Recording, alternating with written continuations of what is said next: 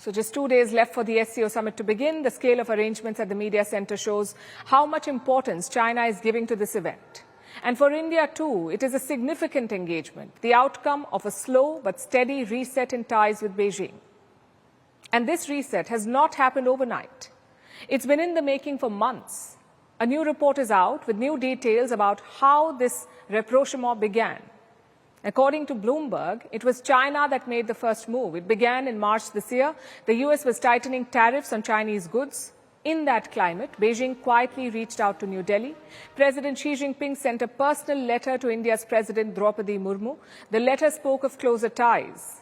It also warned against US deals that could hurt China's interests. And it named an official to guide Beijing's outreach. The message was then relayed to Prime Minister Narendra Modi. India approached this with caution. No immediate response was given. But by the month of June, circumstances began changing. The trade negotiations with Washington had soured. Trump had slapped a 50% tariff on Indian exports. And New Delhi was unhappy about his claim of mediating peace between India and Pakistan. Together, these factors pushed India to consider China's outreach more seriously. By August, the momentum had clearly shifted. Both sides agreed to step up border talks, and all of this paved the way for Prime Minister Modi's first visit to China this week, the first one in 7 years, as I've been saying. So New Delhi has proceeded with caution. Discussions from the Indian side were led by senior officials, including National Security Advisor Ajit Doval. He traveled to China twice in the past year. In July, External Affairs Minister S. Jaishankar visited Beijing. It was his first such trip in 5 years. And India used these meetings to press its concerns. It asked China to avoid restrictive trade measures and to ensure steady supplies of fertilizers and rare earths to India. China gave assurances on both these counts. This opened the door to a series of moves. Both sides appear keen to build on the momentum. There is talk of resuming direct flights between India and China. Beijing has eased curbs on urea shipments to India, and India has restored tourist visas for Chinese nationals. On the business front, too, talks have picked up. Indian businesses are discussing new projects with their Chinese counterparts.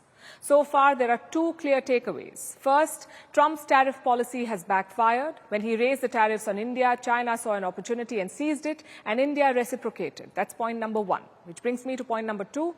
Economics is clearly taking precedence in this relationship now. China's economy is struggling with deflation and industrial overcapacity. Factories face shrinking demand in the West, especially those that produce electric vehicles and solar panels.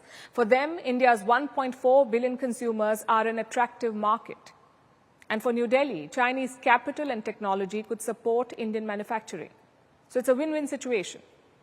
That does not mean India's other concerns take a backseat. The border remains calm but disputed and unresolved. That's one issue that must be addressed. Plus, China's support for Pakistan remains a core concern for India. These challenges can neither be ignored nor underestimated. At the same time, India has found a middle ground to work with the Chinese side without compromising on security and by selectively opening doors where economic gains are clear. This is engagement on Indian terms. It is pragmatic, measured, and driven by national interest. And the outreach by China is proof that Delhi can engage Beijing without conceding ground and balance deterrence with dialogue. As Trump's trade war rattles the world, all eyes turn to Tianjin, host of the SCO summit.